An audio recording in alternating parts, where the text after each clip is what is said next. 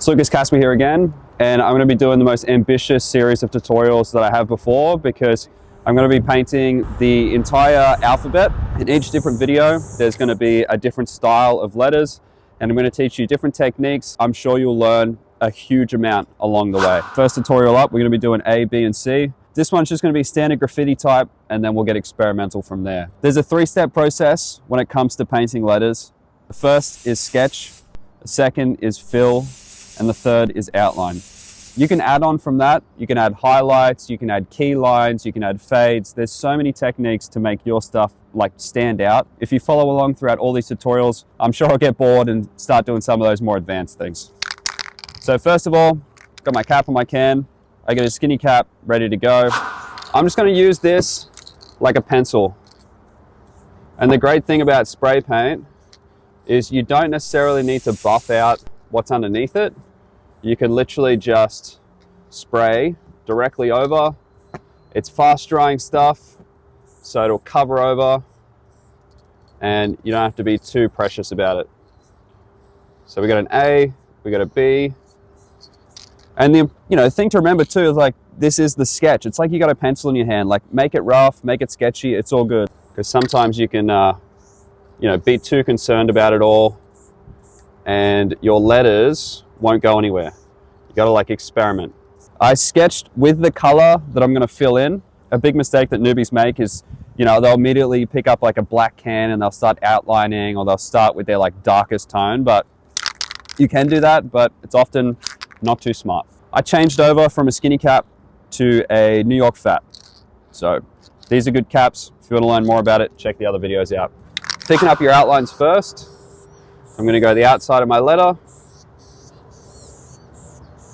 and then fill it in. If you're completely new, just take it like mowing a lawn, like one line at a time, like this. Don't be in a rush.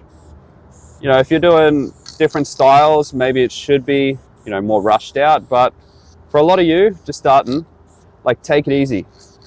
The big thing with graffiti that I've noticed with, something else that I do, like I'm a skateboarder as well, is there's a very similar thing with skateboarding where, like, you get skaters that want to learn how to do a tray flip right away before they ollie. But there's those skateboarders that learn the fundamentals first, like manualing, ollieing, all the simple stuff. And you'll find they're so much more comfortable on their board that by the time they're ready to do that stuff, they got their style kicking and they're good to go. So there we go, that's a fill. Let's do a little bit of a fade. I'm gonna angle my can away from the wall like this. And I'm just gonna do like a pretty dodgy fade just to get the style kicking.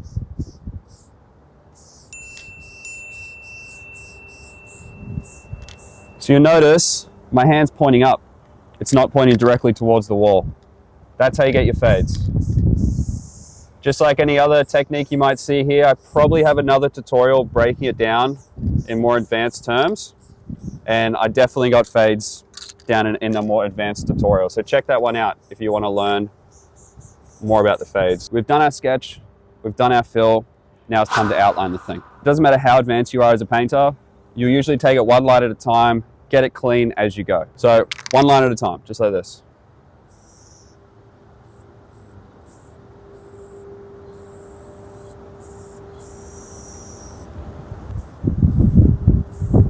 And at this point, it's got to be a little bit sketchy. There's little overspray bits, but I'll show you little techniques to help clean that up.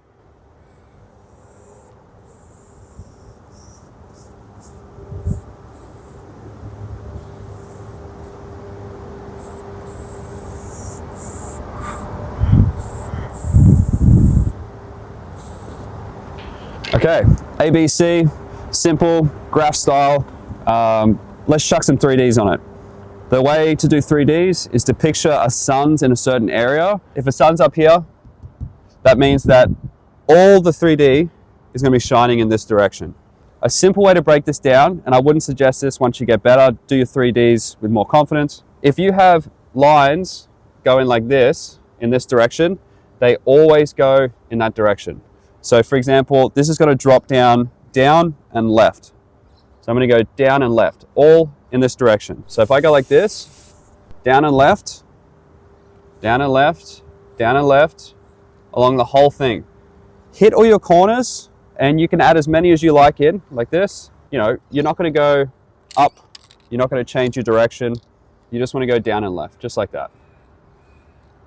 And you just go around the whole thing. And then it's all just about like connecting those lines up. So I'm just going to connect them up now.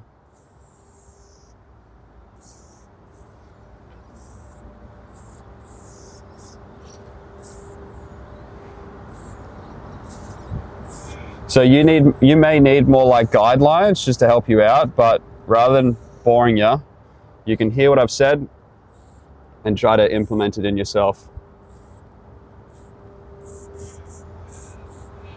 Okay, so it's all about filling your 3Ds. If you want, choose a color for this. It's cool, like colored 3Ds are nice, but I'm just doing the basics. So let's fill them in black. So I'll just keep a skinny cap on for this one. They're small areas, so I don't really need to adjust over. But the fat cap was really important for the filling in. Otherwise, you're sort of there forever. And you tend to sort of create more drips with skinny caps.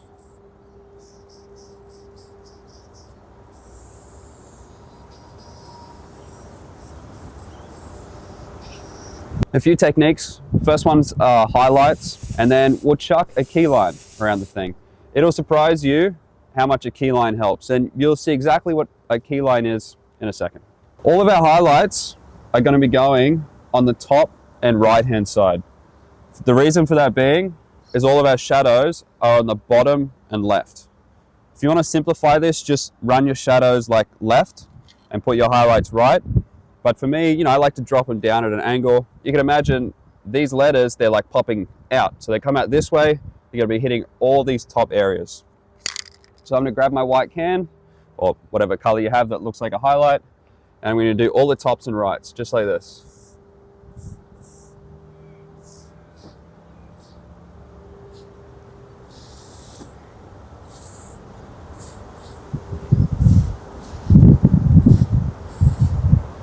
So there we go, nice and easy. And you can add more to this, you know, if you want to make it a wobbly thing, like get experimental with your styles. I'm just going to do it here because why not? Like I got a bit of time and paint kicking around, so let's make this stand out a little bit more. So a key line. What the hell does a key line mean? It's the line that goes around your letters. It makes it stand out from the wall. You'll especially see that because I'm doing this over a painting. Right now it's all about staying, you know, close to the wall. And the more focused, you know, the more practiced you are, the cleaner this is going to come out. I've had people watch my videos and they go out and they paint and they then comment to me going like how they were like frustrated and it didn't come out the way they wanted to. So painting is all about getting, you know, your hours in. You got to do your reps. Otherwise, your stuff will never look clean. You know, now that you have your key line, it's like popping out a little bit. You can do backgrounds. You can, you know, fill in patterns. I'll just do a very simple couple dots just because I couldn't be bothered taking the time. Couple little toyish dots things here, right? Then if you have any overspray, that's where your line comes back. You can cut back all these areas. And there you go. That's, we got the ABC standard sort of graffiti type. But from here, we're gonna mix it up. We're gonna experiment, jump onto the next 3 letters, and I'm gonna spell out the entire alphabet for you.